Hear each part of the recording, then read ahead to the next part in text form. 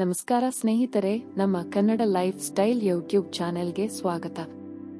ಸ್ನೇಹಿತರೆ, ಇವತ್ತಿನ ವಿಡಿಯೋದಲ್ಲಿ 2024 ಸಿಂಹ ರಾಶಿಯವರ ವೃತ್ತಿ ಜೀವನ, ಆರ್ಥಿಕ ಭವಿಷ್ಯ, ಕುಟುಂಬ ಭವಿಷ್ಯ, ಪ್ರೀತಿ ಭವಿಷ್ಯ, ಆಸ್ತಿ ಸಂಪತ್ತಿನ ಭವಿಷ್ಯ, ಆರೋಗ್ಯ ಜೀವನ ಹೇಗಿರಲಿದೆ ಎಂದು ಸಂಪೂರ್ಣವಾಗಿ ಮಾಹಿತಿಯನ್ನು ತಿಳಿಸಿಕೊಡುತ್ತೇವೆ. ದಯವಿಟ್ಟು ಈ ವಿಡಿಯೋವನ್ನು ಕೊನೆವರೆಗೂ ನೋಡಿ.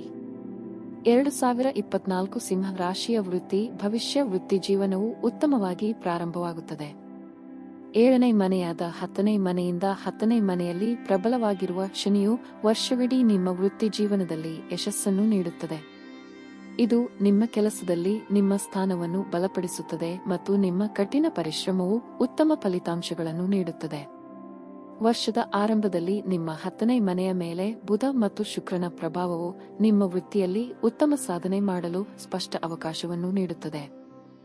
ಗುರುವು ಮೇ 1ರವರೆಗೆ ನಿಮ್ಮ 9ನೇ ಮನೆಯಲ್ಲಿ ನೆಲೆಸುತ್ತಾನೆ.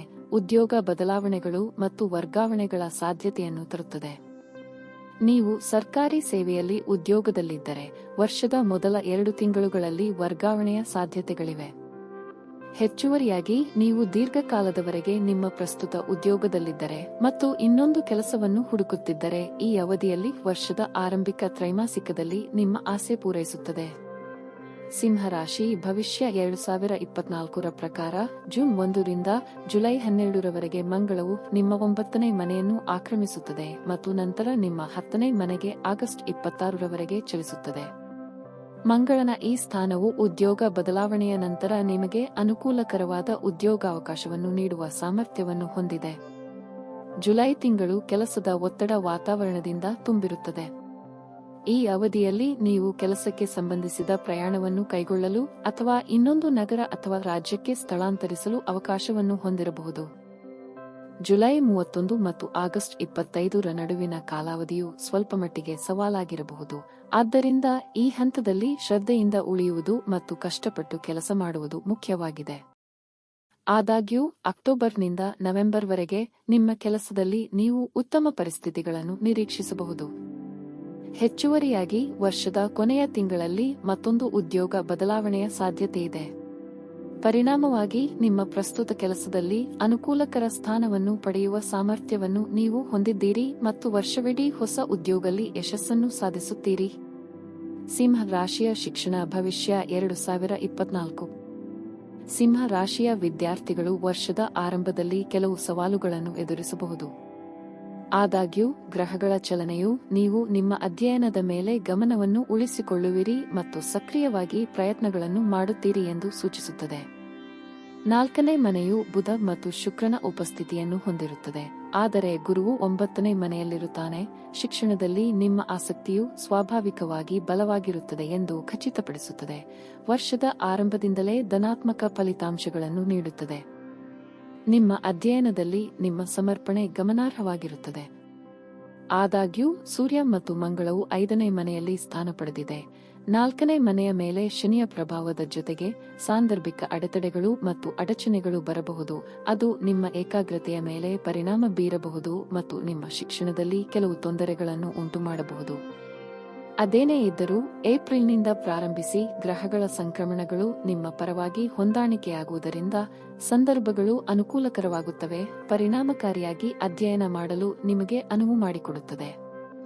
2024ರಲ್ಲಿ ಸ್ಪರ್ಧಾತ್ಮಕ ಪರೀಕ್ಷೆಗಳಿಗೆ ತಯಾರಿ ನಡೆಸುತ್ತಿರುವ ವ್ಯಕ್ತಿಗಳು ಫೆಬ್ರವರಿಯಿಂದ ಮಾರ್ಚ್ವರೆಗೆ ಹೆಚ್ಚು ಅನುಕೂಲಕರ ಫಲಿತಾಂಶಗಳನ್ನು ನಿರೀಕ್ಷಿಸಬಹುದು. ನೀವು ಹಿಂದೆ ಪ್ರಯತ್ನಗಳನ್ನು ಮಾಡಿದ್ದರೆ ಈ ಅವಧಿಯು ಅಸಾಧಾರಣ ಯಶಸ್ಸನ್ನು ತರಬಹುದು ಮತ್ತು ನಿರ್ದಿಷ್ಟ ಸರ್ಕಾರಿ ಸೇವೆಗೆ ಆಯ್ಕೆಯಾಗಬಹುದು. ಹೆಚ್ಚುವರಿಯಾಗಿ, ಆಗಸ್ಟ್ ಮತ್ತು ನವೆಂಬರ್ ನಡುವಿನ ಅವಧಿಯೂ ಸಹ ಅನುಕೂಲಕರವಾಗಿರುತ್ತದೆ. ಪ್ರಬಲ ಗ್ರಹಗಳ ಜೋಡಣೆಯೊಂದಿಗೆ ಸ್ಪರ್ಧಾತ್ಮಕ ಪರೀಕ್ಷೆಗಳಲ್ಲಿ ಧನಾತ್ಮಕ ಫಲಿತಾಂಶಗಳನ್ನು ನೀಡುತ್ತದೆ. ಉನ್ನತ ಶಿಕ್ಷಣವನ್ನು ಪಡೆಯಲು ಯೋಜಿಸುತ್ತಿರುವವರಿಗೆ ಸಿಂಹರಾಶಿ ಭವಿಷ್ಯ. 2024ರ ಪ್ರಕಾರ ವರ್ಷದ ಮೊದಲಾರ್ಧವು ಹೆಚ್ಚು ಅನುಕೂಲಕರವಾದ ಪರಿಸ್ಥಿತಿಗಳನ್ನು ಒದಗಿಸುತ್ತದೆ. ಈ ಸಮಯದಲ್ಲಿ ಬಯಸಿದ ಉನ್ನತ ಶಿಕ್ಷಣವನ್ನು ಮುಂದುವರಿಸಲು ಅವಕಾಶವನ್ನು ನೀಡುತ್ತದೆ. ವಿದೇಶದಲ್ಲಿ ಅಧ್ಯಯನ ಮಾಡಲು ವಿಳಂಬ ಎದುರಾದರೂ ಅದು ಈಡೇರುತ್ತದೆ. ಆಗಸ್ಟ್ ನಂತರ ವಿದೇಶದಲ್ಲಿ ಅಧ್ಯಯನ ಮಾಡಲು ಅವಕಾಶಗಳು ಬರಬಹುದು. ಸಿಂಹ ರಾಶಿಯ ಆರ್ಥಿಕ ಭವಿಷ್ಯ. ಈ ವರ್ಷ ನಿಮ್ಮ ಆರ್ಥಿಕ ಪರಿಸ್ಥಿತಿಯನ್ನು ಮೌಲ್ಯಮಾಪನ ಮಾಡುವಾಗ ನೀವು ಎಚ್ಚರಿಕೆ ವಹಿಸುವುದು ಮುಖ್ಯ. ಗ್ರಹಗಳ ಸಂಯೋಗವು ನಿಮ್ಮನ್ನು ಸಂಪೂರ್ಣವಾಗಿ ಬೆಂಬಲಿಸುವುದಿಲ್ಲ. ಆದಾಯದ ಸಾಧ್ಯತೆಯ ಹೊರತಾಗಿಯೂ ನಿರಂತರ ವೆಚ್ಚಗಳು ಸಹ ಇರುತ್ತದೆ. ವರ್ಷವಿಡೀ ನಿಮ್ಮ 2ನೇ ಮನೆಯಲ್ಲಿ ಕೇತು ಮತ್ತು 8ನೇ ಮನೆಯಲ್ಲಿ ರಾಹು ಉಪಸ್ಥಿತಿಯು ವಿವಿಧ ರೀತಿಯ ಖರ್ಚುಗಳಿಗೆ ಕಾರಣವಾಗುವ ಮೂಲಕ ವಿಷಯಗಳನ್ನು ಸಂಕೀರ್ಣಗೊಳಿಸುತ್ತದೆ. ಇದು ಹಣಕಾಸಿನ ಸಮತೋಲನವನ್ನು ಕಾಪಾಡಿಕೊಳ್ಳಲು ಸವಾಲು ಮಾಡುತ್ತದೆ. ಏಪ್ರಿಲ್ನಿಂದ ಆಗಸ್ಟ್ ವರೆಗಿನ ಅವಧಿಯು ಅನುಕೂಲಕರ ಆರ್ಥಿಕ ಫಲಿತಾಂಶಗಳ ಸಾಮರ್ಥ್ಯವನ್ನು ಹೊಂದಿದೆ. ಆರ್ಥಿಕ ಲಾಭಗಳಿಗೆ ಬಲವಾದ ಅವಕಾಶಗಳನ್ನು ಒದಗಿಸುತ್ತದೆ. ಆದಾಗ್ಯೂ ಉಳಿದ ಸಮಯಕ್ಕೆ ಹಣಕಾಸಿನ ಸಮತೋಲನವನ್ನು ಸ್ಥಾಪಿಸಲು ನಿಮ್ಮ ಸಂಪನ್ಮೂಲಗಳನ್ನು ಬುದ್ಧಿವಂತಿಕೆಯಿಂದ ಬಳಸಿಕೊಳ್ಳುವುದು ಬಹಳ ಮುಖ್ಯ. ಹಾಗೆ ಮಾಡಲು ವಿಫಲವಾದರೆ ವರ್ಷವಿಡೀ ತೊಂದರೆಗಳು ಉಂಟಾಗಬಹುದು. ಸಿಂಹ ರಾಶಿಯ ಕೌಟುಂಬಿಕ ಭವಿಷ್ಯ. ವರ್ಷವು ಅನುಭವಗಳ ಮಿಶ್ರಣದಿಂದ ಪ್ರಾರಂಭವಾಗುತ್ತದೆ ಎಂದು ಊಹಿಸುತ್ತದೆ.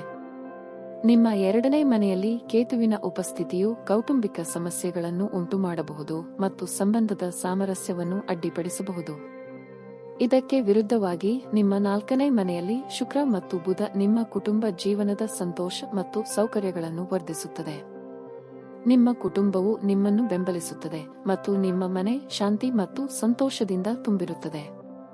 ನಿಮ್ಮ ಮನೆಯವರು ಸೌಕರ್ಯಗಳಲ್ಲಿ ಸುಧಾರಣೆ ಮತ್ತು ಒಟ್ಟಾರೆ ಸಂತೃಪ್ತಿಗೆ ಸಾಕ್ಷಿಯಾಗುತ್ತಾರೆ. ಮನೆಯ ವಾತಾವರಣವು ಆನಂದಮಯವಾಗಿರುತ್ತದೆ. ವರ್ಷದ ಮಧ್ಯದಲ್ಲಿ, ನಿರ್ದಿಷ್ಟವಾಗಿ ಮೇ 1ರಂದು, ಗುರು, ದೈವಿಕ ಗುರು, ನಿಮ್ಮ 10ನೇ ಮನೆಗೆ ಪ್ರವೇಶಿಸುತ್ತಾನೆ ಮತ್ತು ನಿಮ್ಮ 2ನೇ ಮತ್ತು 4ನೇ ಮನೆಗಳ ಬಗ್ಗೆ ಅಮೂಲ್ಯವಾದ ಒಳನೋಟಗಳನ್ನು ನೀಡುತ್ತಾನೆ. ಇದು ನಿಮ್ಮ ಕುಟುಂಬ ಜೀವನದ ಸಂತೋಷ ಮತ್ತು ನೆಮ್ಮದಿಗೆ ಕೊಡುಗೆ ನೀಡುತ್ತದೆ. ವರ್ಷದ ಮೊದಲಾರ್ಧದಲ್ಲಿ ನೀವು ನಿಮ್ಮ ಒಡಹುಟ್ಟಿದವರೊಂದಿಗೆ ಸಾಮರಸ್ಯ ಮತ್ತು ಸಕಾರಾತ್ಮಕ ಸಂಬಂಧಗಳನ್ನು ಸ್ಥಾಪಿಸುತ್ತೀರಿ, ಆದರೆ ದ್ವಿತೀಯಾರ್ಧವು ನಿಮ್ಮ ಪೋಷಕರೊಂದಿಗೆ ಅನುಕೂಲಕರ ಸಂಬಂಧವನ್ನು ತರುತ್ತದೆ. ನಿಮ್ಮ ಕುಟುಂಬವು ವರ್ಷವಿಡೀ ಅಚಲವಾದ ಬೆಂಬಲವನ್ನು ನೀಡುತ್ತದೆ, ಸಮೃದ್ಧ ಕುಟುಂಬ ಜೀವನವನ್ನು ಪೋಷಿಸುತ್ತದೆ. ಮಾರ್ಚ್ನಿಂದ ಜೂನ್ವರೆಗೆ ನಿಮ್ಮ ತಂದೆ ಅನಾರೋಗ್ಯಕ್ಕೆ ತುತ್ತಾಗುವ ಸಂಭವವಿರುವುದರಿಂದ ಅವರ ಆರೋಗ್ಯಕ್ಕೆ ಆದ್ಯತೆ ನೀಡುವುದು ಮುಖ್ಯ. ಸಿಂಹ ರಾಶಿಯ ವೈವಾಹಿಕ ಭವಿಷ್ಯ.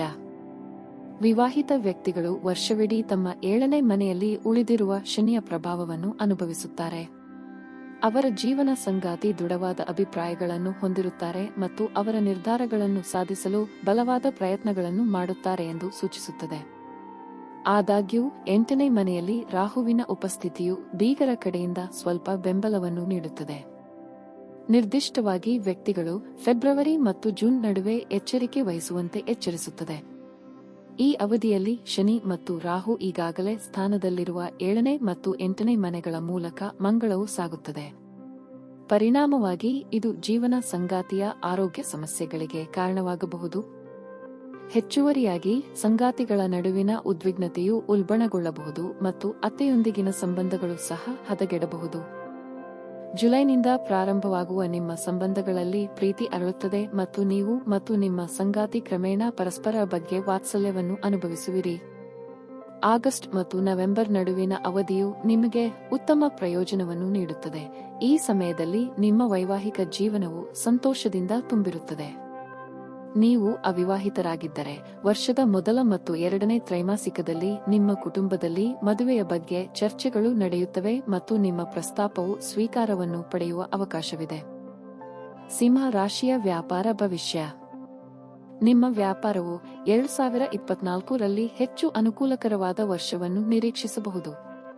ವರ್ಷದುದ್ದಕ್ಕೂ 7ನೇ ಮನೆಯ ಅಧಿಪತಿ ಶನಿಯು 7ನೇ ಮನೆಯಲ್ಲಿ ಉಳಿಯುತ್ತಾನೆ, ದೀರ್ಘಾವಧಿಯ ಲಾಭಕ್ಕಾಗಿ ಅನುಕೂಲಕರ ಪರಿಸ್ಥಿತಿಗಳನ್ನು ಸೃಷ್ಟಿಸುತ್ತಾನೆ. ನಿಮ್ಮ ವ್ಯಾಪಾರವು ಕ್ರಮೇಣವಾಗಿ ವಿಸ್ತರಿಸುತ್ತದೆಯಾದರೂ ಶನಿಯು ನಿಮಗೆ ಯಾವುದೇ ಅನುದಾನವನ್ನು ನೀಡುತ್ತದೆ, ಅದು ನಿಮಗೆ ಸಲೀಸಾಗಿ ಮತ್ತು ಸ್ಥಿರವಾಗಿ ಬರುತ್ತದೆ. ಇದು ಗಣನೀಯ ಫಲಿತಾಂಶಗಳನ್ನು ಖಾತ್ರಿಪಡಿಸುತ್ತದೆ.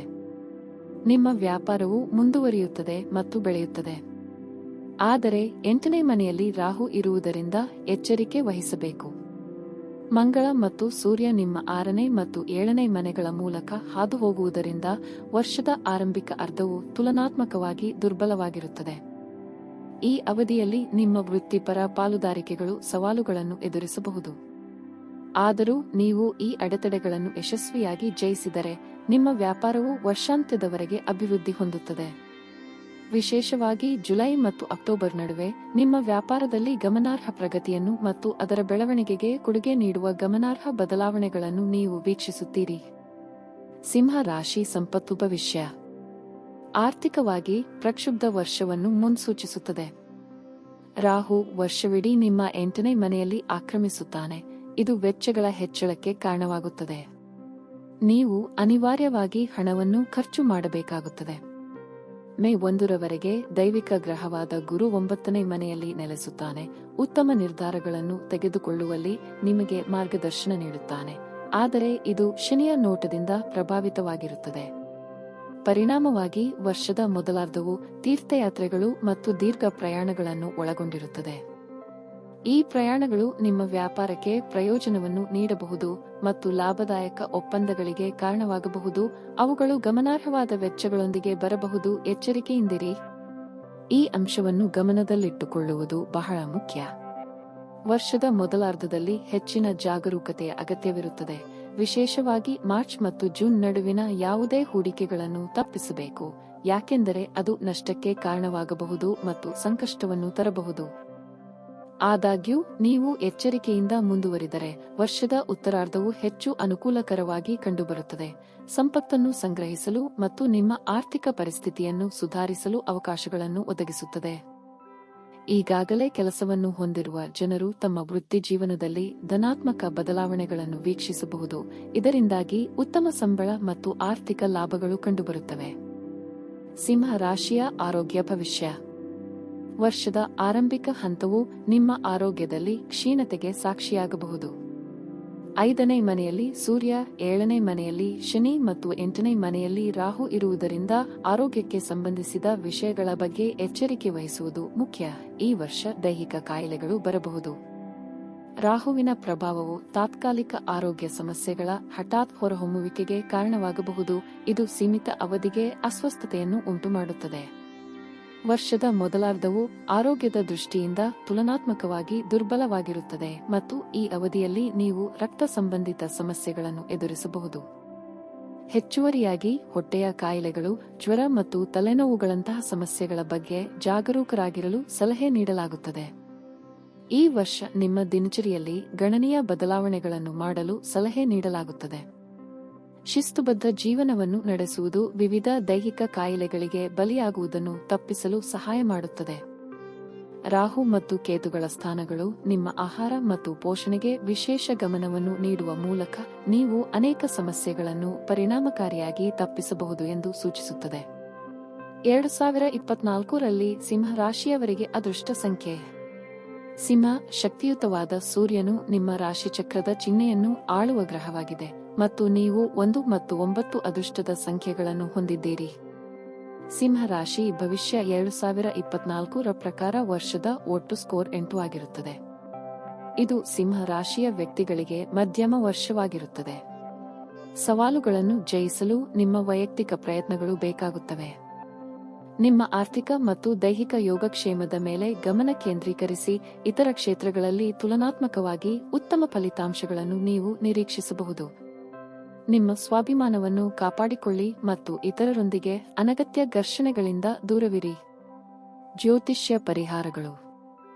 ರಾಹುವನ್ನು ಶಾಂತಗೊಳಿಸಲು ಬುಧವಾರದಂದು ಸಂಜೆಯ ಸಮಯದಲ್ಲಿ ದೇವಾಲಯದಲ್ಲಿ ಕಪ್ಪು ಎಳ್ಳನ್ನು ದಾನ ಮಾಡಿ.